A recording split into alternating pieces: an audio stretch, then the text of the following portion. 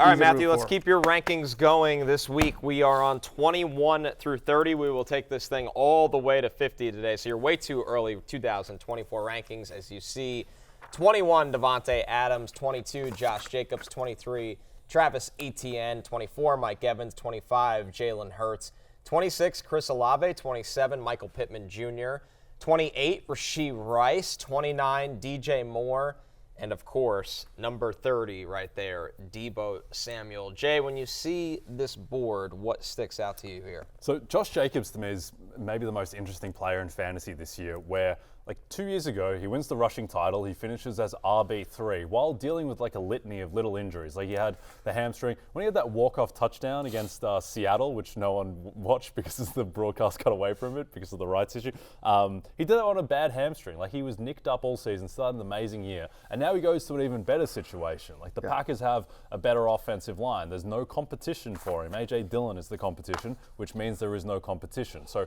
I think Josh Jacobs, just as a workhorse, with Matt LaFleur talking about using him more in the passing game, there are absolutely worlds where he could finish as RB1. And it's weird because I just don't feel like he has that much buzz around his name for whatever reason, which I don't get because he was a high draft pick who won the rushing title. But I think he is being a little bit underrated. I would agree with you. I'm at running back 8, and I think you'll see his ADP rise as we continue to talk about this. He's, to your point, very talented player on a good offense that'll be in scoring position more often with a better offensive line. And the key here is, will they use him in the passing game, which is something we have seen the Packers do with their running backs, whether it's Aaron Jones, even A.J. Dillon caught some balls as well. So the fact of the matter is, Jacobs, who's actually a pretty good pass catcher, when they do use him in that way, I think he could have a monster year. Number one running back in fantasy is not outside of the realm of possibilities.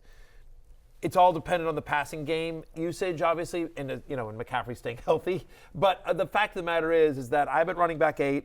I am at I'm at running overall at 23. But my suspicion is that will continue to rise as we get closer to September. He was on the love list after free agency for sure. Last thing quickly on Jacobs, because people are going to look at his stats last year.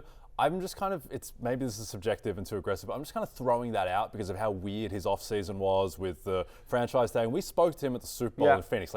That wasn't a good situation with him in Vegas. So I'm just kind of giving him a bit of a pass because he's still young enough and he was so good in 22. And by the way, the team was a disaster. The coach gets fired, and Antonio Pierce comes in, and the offensive line is bad, and the quarterback situation is a disaster. I mean, all of it's just, not great. Matthew, let me ask you about number 26, Chris Olave, because I don't worry about the player at all. He's an awesome player. Everything that's gone on with the Saints this offseason, now we're hearing Ryan Ramczyk, who's been a staple at right tackle, might be out for the year. Trevor Penning, their first-round pick, has been a disaster at left tackle where he's been benched. Derek Carr, notoriously a guy that crumbles when the offensive line is not capable. Any fear of not Olave the player, but Olave the situation he's in? You know what? Somewhat. But the fact of the matter is that I think that in that scenario, is what you talk about. It all goes to hell. It all goes to crap. And they're losing. They're going to be throwing. And again, I'm just banking on, massive target share for a really talented player that will have mid-tier quarterback play. Whatever Derek Carr is, even Derek Carr behind a bad offensive line is still going to be better than 12 or 13 quarterbacks in the NFL. He's never going to be worse than quarterback 20 in the NFL. He's somewhere in that QB 15 to QB 20 range from a pure NFL standpoint. And so if they're, and he's always going to take deep shots, Derek Carr will, and he's always going to take Chris Olave. So this is a bank on talent and volume and the rest of it, and also environment, right? The NFC South doesn't scare you that much as a division. It's a better defensive division. Obviously the Bucs are good defensively. The Panthers are better defensively than they get credit for as well. And the Falcons are going to improve. But I don't know. He's in a dome. He's in a dome for at least 11 games, or whatever it is. I forget the exact number off the top of my head, but at least 10 games, I guess I should say, because he's definitely playing the Falcons and he's got the 8 home games. Or the 9 home games, right? 9 home games. He's got 9 home games this year. So Yep. I think the other thing too is like Derek Carr was like a cinematic, I don't know, who's like a cinematic character who just gets beaten up a lot, like Jack Bauer in like a 24 season where like he was constantly hurt. He's getting concussed, his shoulder. Right. Like Yeah. it didn't feel like he was right all season. So you'd have to project at least a little bit better health for Derek Carr this year. The last one on this list that's really intriguing, Matthew, is DJ Moore. I mean, we Sure. expect a passing upgrade under center and Caleb Williams, and the supporting cast around him has gotten really good in a hurry. Yeah, I mean, I think the offense is just going to be a lot better. I think they're giving Caleb Williams every possible tool to succeed. And so, yes, there is Keenan Allen coming in, which will be more target competition than he had last year. But, Keenan Allen is on the wrong side of 30. He is somebody that has dealt with injuries throughout his career.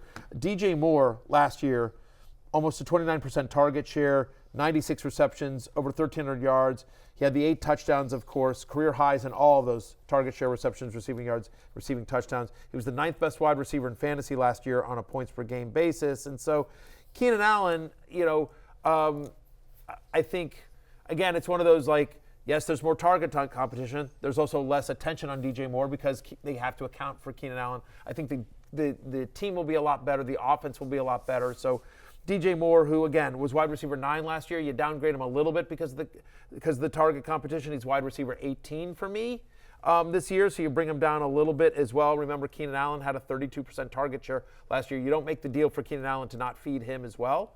But DJ Moore is just so good and can run every route that I feel like ultimately, he's still going to be a top 20 wide receiver. Yep. Connor, who's, in terms of Caleb Williams' skill set, do you think that matches better with the skill set of DJ Moore or Keenan Allen? I know people, we're going to draft DJ Moore ahead of Keenan Allen because he's just better and more explosive, but who do you think that he matches up better with? Yep. I would actually lean with DJ Moore because I think Caleb doesn't get enough credit for how accurate of he's a full field reader and can throw with accuracies.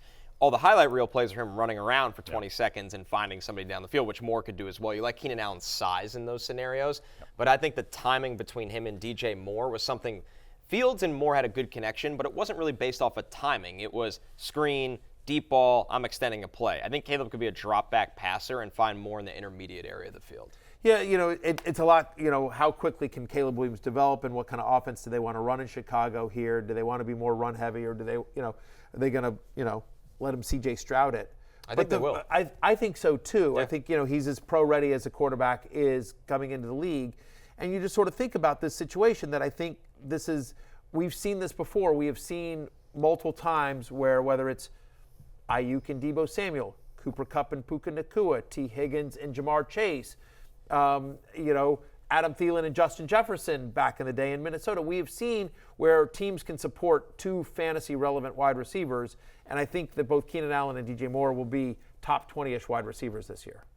Hey, it's Matthew Berry from NBCSports.com and RotoWorld.com, and I want to thank you so much for watching whatever it is you just watched, or if nothing else, being too lazy to click out of the autoplay after this video started, after whatever it is you actually wanted to watch finished. But now that you're here, I'd like to take a moment here to ask you respectfully now, okay? I'm asking you respectfully to subscribe to the NFL on NBC YouTube channel. You'll get the latest RotoWorld fantasy news headlines, all sorts of great shows, including my own Fantasy Football Happy Hour. So go subscribe now. Again, I'm asking respectfully.